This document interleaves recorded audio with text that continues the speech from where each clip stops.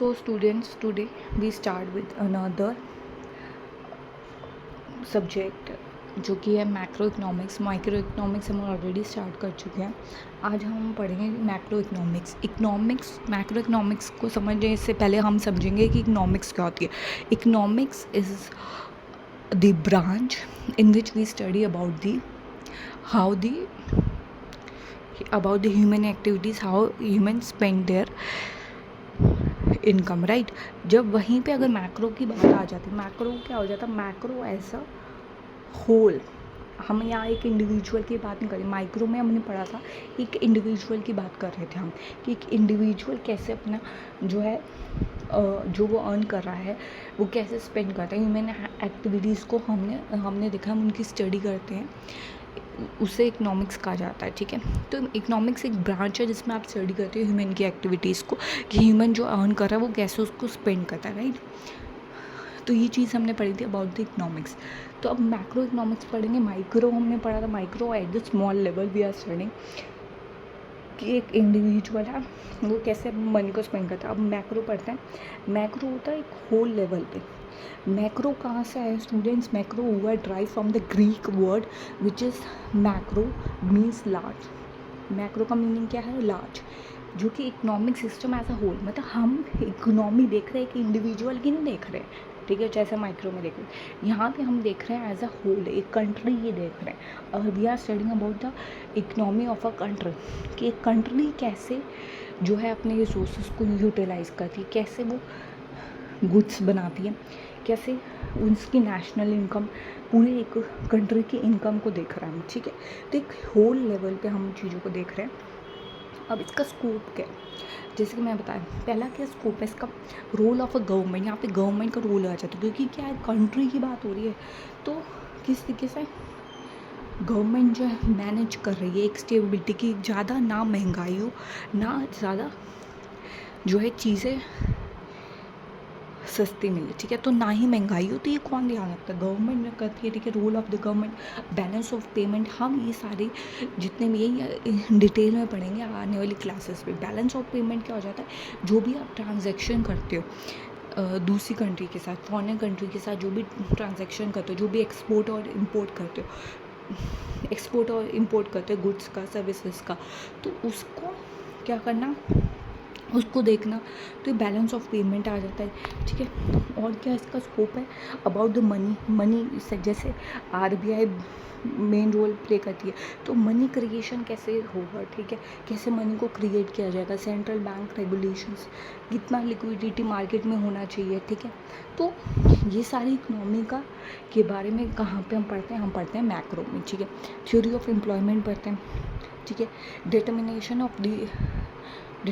Of the aggregate demand output national employment level, ठीक है। Employment के बारे में, हम इतना एम्प्लॉयमेंट करते हैं, तो क्या रीज़न है उसका, ठीक है।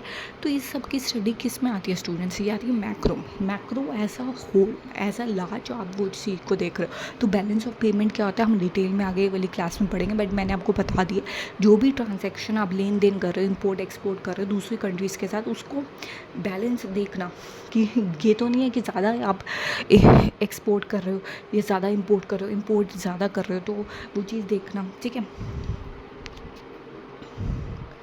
अब है सिग्निफिकेंस क्या है मैक्रो इकोनॉमी का सिग्निफिकेंस क्या है?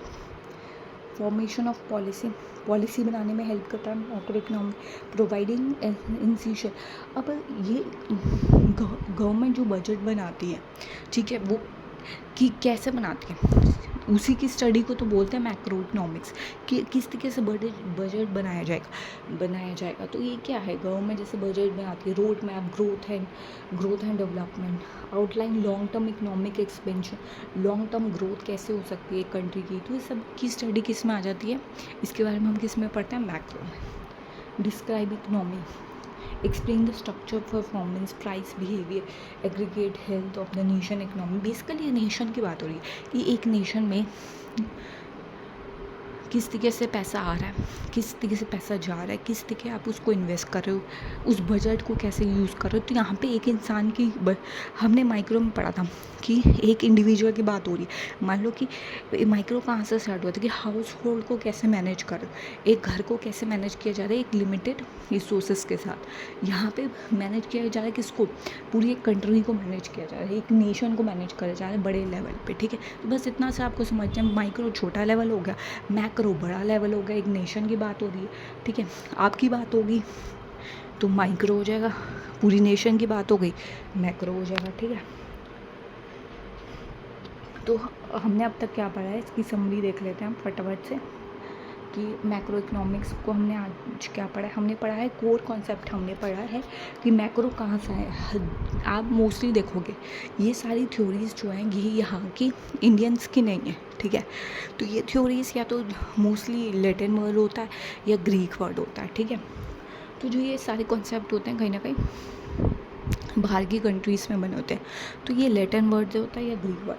अब मैक्रो जो है वो ग्रीक वर्ड है, मीनिंग लार्ज, एक ग्रीक वर्ड है। Studies the aggregate economic behaviour. Aggregate means total, aggregate मतलब क्या है students, total behaviour rather than isolate. एक इंडिविजुअल, मैंने कहा ना कि इंडिविजुअल का नहीं देखना, आइसोलेट नहीं देखना, एग्रीगेट टोटल देखना आपने।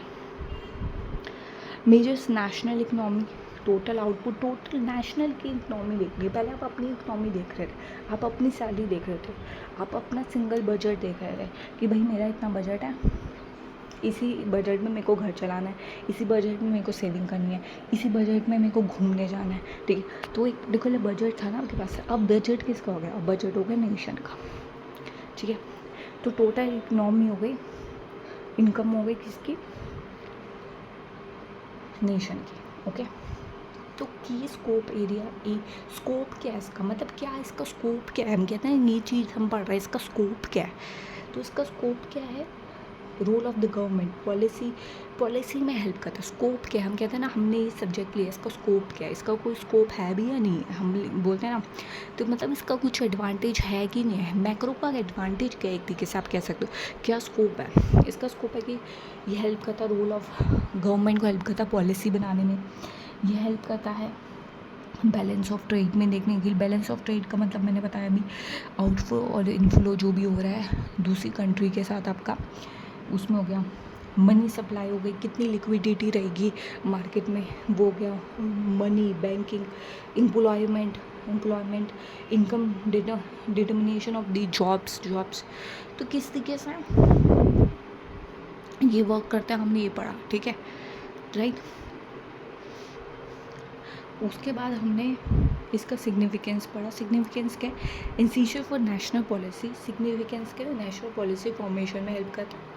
Provides road map for the growth, enable economics, describe the end predict the economics performance को प्रिडिक्ट करने में हेल्प करता है। ये इसका सिग्निफिकेंस, ठीक है।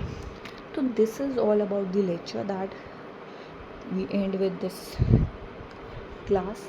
कि मैक्रो का बेसिकली आपको ये ध्यान रखना है, आप अपनी बात कर रहे हो तो आप माइक्रो छोटे हो, नेशन की बात कर दी आपने तो मैक्रो की बात कर दी, जिसमें आप का ट्रेड आ जाता है दूसरी कंट्रीज़ के साथ, आपकी इकनॉमी में कितना इनफ्लो है लिक्विडिटी का, आउटफ्लो है लिक्विडिटी का, उसके बारे में पढ़ना। एम्प्लॉयमेंट के बारे में पढ़ना, क्योंकि अगर एम्प्लॉयमेंट नहीं होगी, ठीक है, आप ये चीज़ इस तरीके से देखो, अगर कोई एक इंसान है एक इंसान है जो कमा रहा है, ठीक है, और 4 लोग जो है उस इनकम से चल रहे हैं, ठीक है। तो देखा जाए तो इनकम कम है, राइट, इनकम कम है पर खाने वाले ज़्यादा है, राइट। तो उस हिसाब से क्या होता है, कितना इकनॉमी को इफ़ेक्ट पड़ता है, कितना इकनॉमी को उस तरीके से उसमें इकनॉमी को इफ़ेक्ट पड़ता है, कैसे इकनॉमी इससे सफ़र करती है। तो उस चीज़ को भी हम पढ़ेंगे। तो ये हम सब डिटेल में पढ़ेंगे आने वाली क्लासेस में, ठीक है, कि बैलेंस ऑफ पेमेंट क्या होता है। तो नेक्स्ट क्लास में मिलते हैं students. Okay, take care and share the session. मैं कभी बोलती नहीं आपको, but you have to share this class. अगर आपको अच्छी लगे तो क्लास शेयर करो और कमेंट करो। एंड मेन है आप पढ़ो, जो टॉपिक आपको समझ नहीं आ रहा वो मुझे बताओ कि क्यों नहीं समझ आ रहा, या क्या नेक्स्ट टॉपिक मैं लेके आऊँ, कौन सा नेक्स्ट टॉपिक है जो आपको लगता है कि ये टॉपिक में क्लास पहले आनी चाहिए। हम लाइन वाइज करेंगे एक एक टॉपिक को कवर, बट एक एक टॉपिक एक एक सब्जेक्ट को कवर करेंगे, लेकिन ये टॉपिक हमें नहीं समझ आ रहा, ये टॉपिक अभी हमें नहीं समझ है तो मुझे वो भी बताओ, ठीक है, कमेंट्स में। And do let me know which topic you want, right? Okay, thank you students.